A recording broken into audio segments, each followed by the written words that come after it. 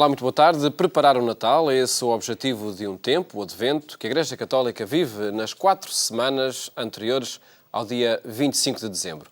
O horizonte da chegada do Messias é recordado em cada ano, tendo por referência páginas da Bíblia que o expressaram no mundo judaico de então.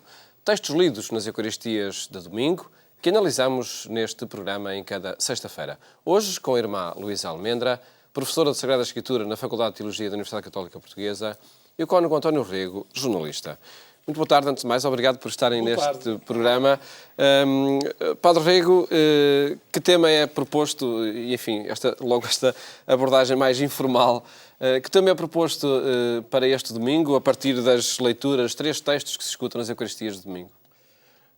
Primeira palavra, advento, que acho muito bonita, que acho um suspiro profundo de toda a humanidade ao longo dos tempos, de tudo o que desejou, de paz, de realização, de alegria, de relação com Deus, do desejo que venha o Messias. Eu lembro-me quando era jovem, a gente cantava: "Ó venha já o dia da suspirada redenção, exultem de alegria os filhos de Sião." Isto é cantado.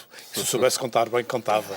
Mas para não afugentar os espectadores logo no início do programa... Falta a parte instrumental também. Exatamente, porque eu sou a parte da letra, que depois também nem um clarão já nos reluz guiar-nos vindo ao bom Jesus. Quer dizer, há aqui no coração do homem uma aspiração profunda que se concentra neste tempo de Advento. Depois temos as 3 leituras do nosso amigo Baruch, com muito mais alegria do que a gente costuma ver, de São Paulo, com aquele afeto imenso aos filipenses, e depois do Evangelho maravilhoso de São Lucas, que iremos desenvolver. Mas, se me fosse permitido, eu lembrava que daqui a 2 dias vai abrir o Jubileu da Misericórdia. E por isso esta proclamação, o rosto da misericórdia, a bula da proclamação do Papa Francisco, acho que é um tema essencial para este Advento. Essencial porquê? Porque é que existe o Ano da Misericórdia, o Jubileu, por causa dos 50 anos do Concílio. Ouçam, senhores, é por causa dos 50 anos do Concílio. E de a palavra-chave do Concílio ter sido misericórdia, em vez de severidade. E de João 23 ser a grande figura que esteve presente no lançamento do Concílio. O Concílio termina a 8 de dezembro, precisamente, né? Ou melhor, terminou a 8 de dezembro de 1965. Exatamente, faz 50 anos. 50 anos depois inicia o Jubileu da Misericórdia. Inicia, que depois irá até 20 de novembro do 2016, próximo ano. Sim. Mas é um grande momento para nós abrirmos o coração na nossa relação com os outros, com o mundo, com a Igreja, com as comunidades. Eu penso que está aqui um programa extraordinário, que não é só para dizer estamos na moda a abrir as portas da misericórdia, estamos a abrir o coração, o nosso coração da misericórdia. E para abrir, já está. Sim, um tema que, por certo, nestas semanas do Advento, nós voltaremos a referir-nos a ele. Neste domingo, irmã Luísa Almendra, o itinerário e no itinerário de preparação para o Natal, qual é a proposta que as leituras fazem? Bem, eu, se me permitisse, gostava de dirigir uma palavra primeiro aos telespectadores. Já há algum tempo que não estou no programa. Agradeço as mensagens que têm enviado, todo o carinho. Enfim, é incompatibilidade, é incompatibilidade de horários, muitas vezes, que tem motivado esta ausência. Mas estou aqui de novo com muita alegria e gostava de sublinhar, em relação à primeira leitura que nós vamos ouvir neste segundo domingo de Advento, a linguagem bonita que tem. O apelo que se faz à esperança e que é tão natural, tão querido a este tempo de Advento, mas que é feito com uma linguagem, não é com uma linguagem qualquer, e os textos expressam todos os textos da liturgia do Advento, mas deste domingo de uma maneira particular. E diz o texto que há uma exortação que o profeta faz, a que Jerusalém, numa linguagem simbólica, deixe um tipo de veste que tem, veste de luto, veste de aflição, para se revestir, para sempre e para sempre, este é muito importante, de beleza, de beleza. Há aqui um termo que é muito querido também à linguagem hebraica, a beleza, uma beleza que vem de Deus, não é uma beleza qualquer, não é que esta beleza, o Natal também está muito associado a uma beleza exterior de decoração das nossas casas, dos presentes, todo este elemento exterior decorativo que é muito forte no Natal, mas aqui o profeta fala de uma beleza que vem de Deus. É um tema que perpassa depois as restantes leituras. Exatamente.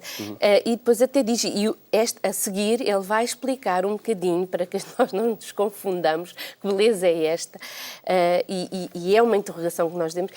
Ele diz, o manto, cobre-te com o manto da justiça que vem de Deus. Há algo que vem de Deus, e isto que vem de Deus vem carregado de beleza e de justiça, e até depois o profeta continua a falar até do esplendor.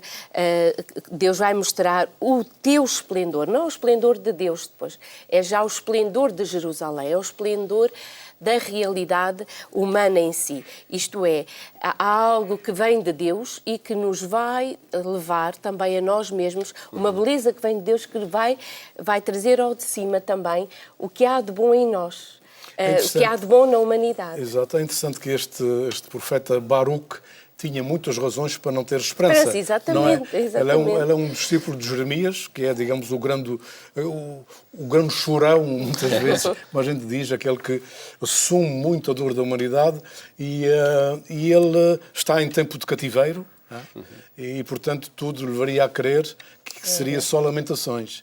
E é no meio desta situação concreta onde às vezes também nós nos encontramos.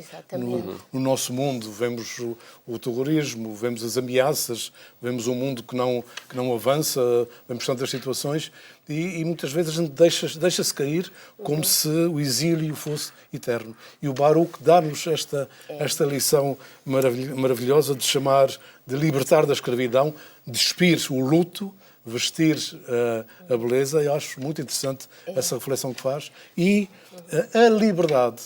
E é em tempo de cativeiro que ele acredita na liberdade. De facto, a gente olhando assim, de repente, para o nosso mundo, nós temos épocas que foram de esperança, os anos 60, que sonhavam, que se proclamava a paz, que havia entendimento entre as nações. De repente, tudo isto parece que oscilou, se perdeu, e estes últimos tempos têm-nos assustado com os refugiados, com os atentados, com as inseguranças nos grandes países, os mais sólidos, não é? Os mais fortes, os mais guerreiros, estão a abanar. E a gente diz o que é que se passa. E aqui a gente tem de perceber a história bíblica também que nos abre outras portas da misericórdia.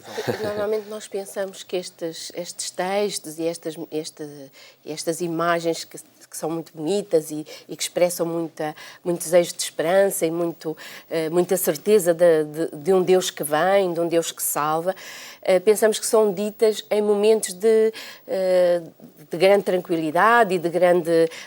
enfim, que está tudo bem. Não, estas palavras são sempre ditas, a profecia tende sempre num tempo de grande angústia expressar a esperança. E, portanto, é num tempo difícil... No caso aqui era no tempo do exílio, não é? Nós não sabemos muito bem, porque há assim um debate em relação a este Baruque. Há alguma discussão entre vocês, os peritos. Sim. Não sabemos muito bem em que tempo é que ele situa. Se realmente situa no tempo próximo de Jeremias ou no tempo... De qualquer maneira, ele está no tempo... Secretário de Jeremias, segundo se dizia. O próprio nome dele é curioso, não é? Baruque. O bendito, não é? Há aqui algo que também o liga à sua mensagem. Enfim, independentemente, era um tempo, temos a certeza de que isso há um acordo comum de que é um tempo de grande dificuldade. Seja do exílio, seja da diáspora, de grande diáspora, o estar em terra estrangeira, esta era, de facto, a realidade, e é sempre difícil estar em terra estrangeira.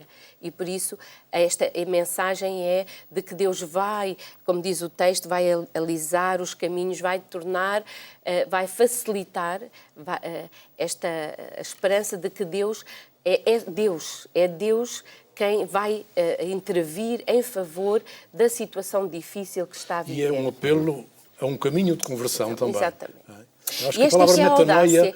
que a gente usa, e a gente tem que Sim. saudar aqui os nossos amigos de metanoia, aqueles Um movimento cristãos que tem essa se designação, juntam, não é? que tem esta palavra como, digamos, o tema, o lema das suas vidas, a metanoia, que está aqui em Baruch.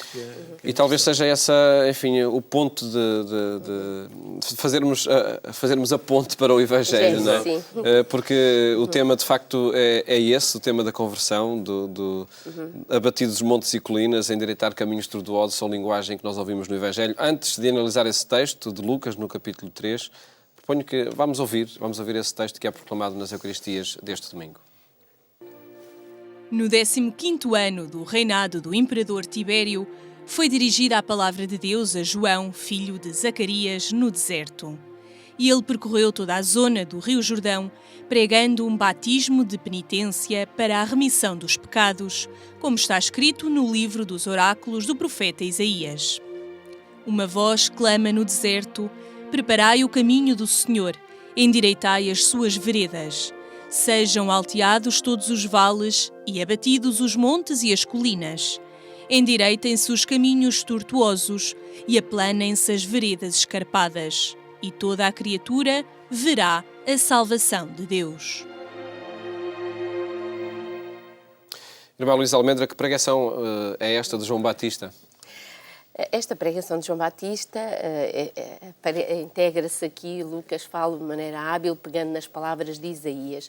Mas eu gostava, ela está também enquadrada por uma estratégia literária deste autor que é muito curiosa e que nós não damos muitas vezes importância, porque esta entrada de João Batista é uma entrada muito solene. É que ele vai dar-nos aqui todo um enquadramento histórico que nós pensamos, enfim, que é uma informação marginal, mas é que ele já está a antecipar figuras que vão ter um grande relevo até nos relatos da paixão. E eles já aparecem aqui neste capítulo 3, porque nos fala de Pôncio Pilatos, de Herodes, fala-nos de duas regiões que são judaicas, da Judeia e da Galileia, mas depois dá-nos estes nomes difíceis que nós não sabemos, nem não temos muita ideia, isto é, as pessoas não conseguem visualizar geograficamente esta Eitureia, Traconide, Lisânias, enfim,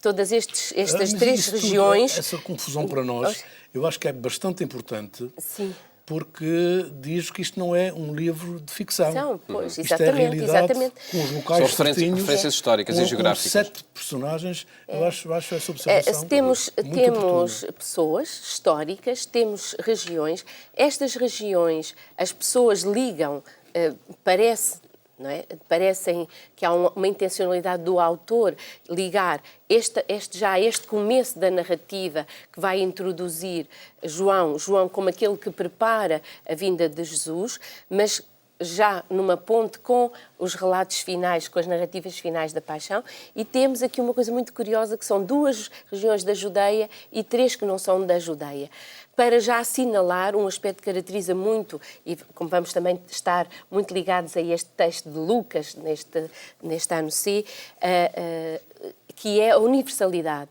E então, já marcando esta vinda de João, esta introdução de João Batista, e já assinalando aqui diferentes regiões, para dizer que a Boa Nova, esta Boa Nova que João vai anunciar, esta preparação da vinda de Jesus, é para todos, não é só para os judeus.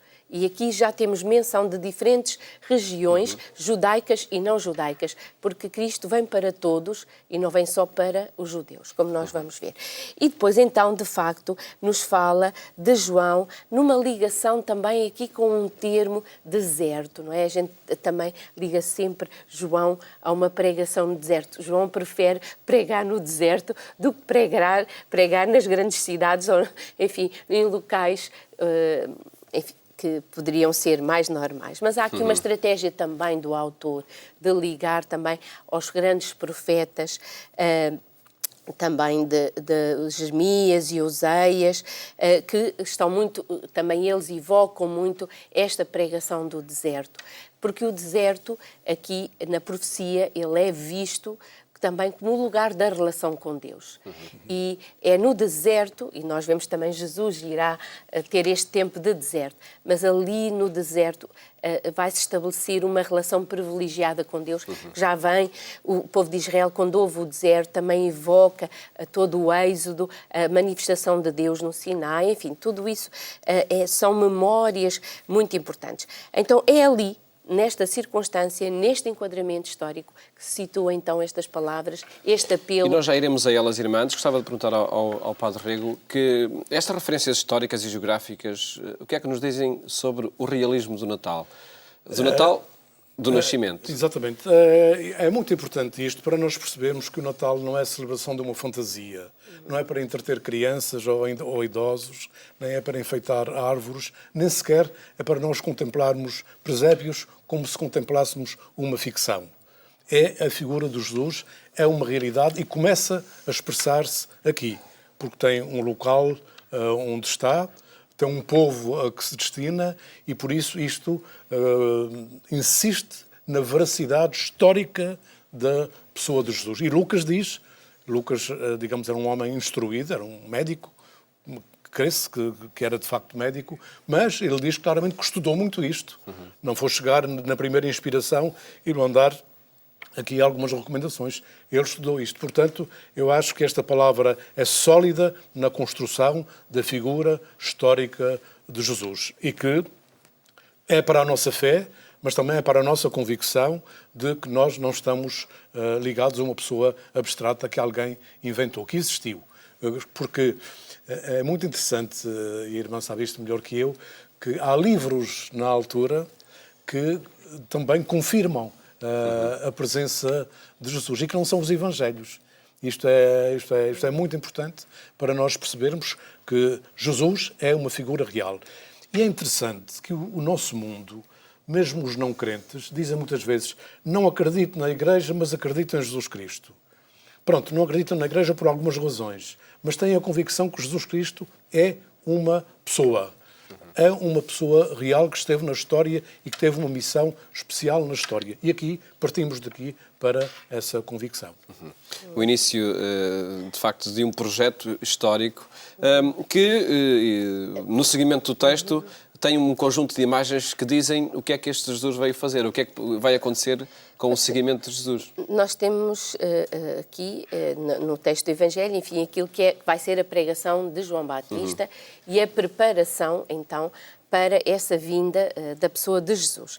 E que é associada às palavras, o que o autor faz é colocar na boca de João Batista aquilo que foram as palavras de um grande profeta, que foi o profeta Isaías, e que num tempo também difícil do povo de Israel, e do regresso do exílio, ele anuncia, não é, ao povo que aquilo que o povo, o voltar-se para Deus, não é um voltar-se para uma alienação, não, porque Deus há de intervir em seu favor. Então, o que é que João Batista, agora neste tempo novo de Israel, faz? O autor coloca-lhe de novo estas palavras: uma voz clama no deserto, preparai o caminho do Senhor. O que é que há aqui uma confirmação, esse tal, o que Deus tinha prometido no tempo do profeta Isaías, de intervir em favor do povo, vai se realizar agora. É isso que João Batista vai anunciar. É que é o cumprimento das Escrituras. Isso que o profeta tinha anunciado realiza-se agora na vinda de Jesus. E este diálogo entre os textos eu gostava muito de sublinhar, porque nós escutamos muitas vezes no texto do Novo Testamento citações do texto do Antigo Testamento. Porque os autores bíblicos, muitas vezes, eles estão a tentar compreender a pessoa de Jesus e têm uma noção que é muito básica, é que ele realiza, há uma realização plena na pessoa de Jesus. Jesus não é algo que irrompe e que vem do nada e que agora faz tudo. Não. Ele, numa linha de continuidade com aquilo que Deus tinha prometido a Israel. É um tempo novo, sem dúvida, mas também numa linha de continuidade. Ele vai realizar agora de uma maneira plena e definitiva, que nós já ouvimos em Baruque, aquele para sempre, numa maneira plena e definitiva, ele vai realizar as Escrituras. É interessante porque eu acho que está subjacente a este discurso de João Batista uma coisa. Jesus não chega e impõe-se. Ele é aceito ou é rejeitado. E João Batista vem preparar esta aceitação do Messias que está a chegar. E, portanto, isso vai exigir de quem o recebe uma conversão interior, uma predisposição para o ouvir e para o seguir. O tempo do Advento, afinal, não é? Que Advento, se vive. exato. Temos já muito pouco tempo para uma referência à segunda leitura da Carta de São Paulo aos Filipenses. Que mensagem é transmitida neste texto, irmã Luísa?